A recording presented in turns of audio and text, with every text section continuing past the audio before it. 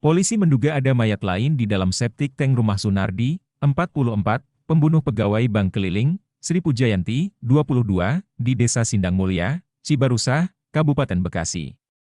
Dugaannya seperti itu, mayat lain di septic tank, ujar Kasat Reskrim Polres Metro Bekasi, Kompol Onkoseno Grandiarso Sukahar seperti dikutip dari Kompas.com, Rabu, 5 Februari 2025. Informasi mengenai adanya mayat di septic tank rumah pelaku diketahui setelah polisi mendapat laporan warga yang kehilangan anggota keluarganya.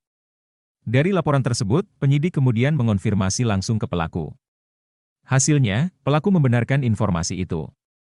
Karena ada laporan keluarga yang kehilangan anggota keluarganya. Kemudian kami konfirmasi ke yang bersangkutan, dan dia membenarkan, ungkap dia. Meski demikian, polisi perlu menelusuri keterangan pelaku. Karena itu, polisi pada hari ini akan membongkar septic tank rumah pelaku. Kita perlu cross-check dengan pembongkaran septic tank, imbuh dia.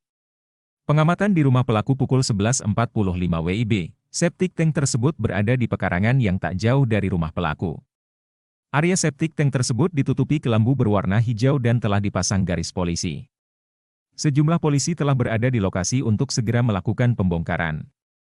Sebelumnya, seorang wanita pegawai bank keliling, Sri Pujayanti, 22, dibunuh oleh nasabahnya, Sunardi, 44. Di rumah pelaku di Desa Sindang Mulya, Cibarusah, Kabupaten Bekasi, pada Selasa, 4 Februari 2025, dini hari.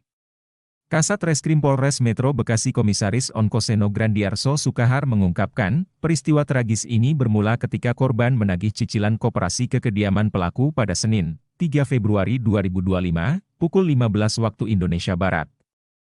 Korban menagih cicilan koperasi Pantura yang tidak dibayarkan pelaku selama 1 bulan terakhir, ujar Onkoseno saat dikonfirmasi pada Rabu, 5 Februari 2025.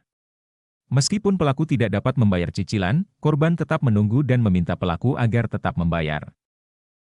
Kesal dengan situasi tersebut, pelaku tiba-tiba mencekik Sri menggunakan kerudung yang dipakai korban. Setelah korban tidak bergerak, pelaku kembali mencekik menggunakan kain dan menarik tubuh korban ke dalam rumahnya.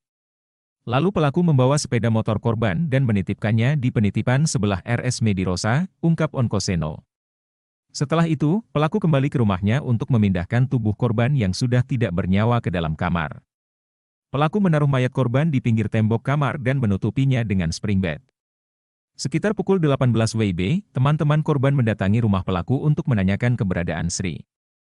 Namun, pelaku menjawab tidak tahu dan mengeklaim bahwa korban sudah pergi. Sekitar pukul 00 WIB, orang tua korban bersama warga dan ketua RT setempat mendatangi rumah pelaku untuk menanyakan hal yang sama. Saat ditanya, pelaku terlihat gugup dan melarikan diri.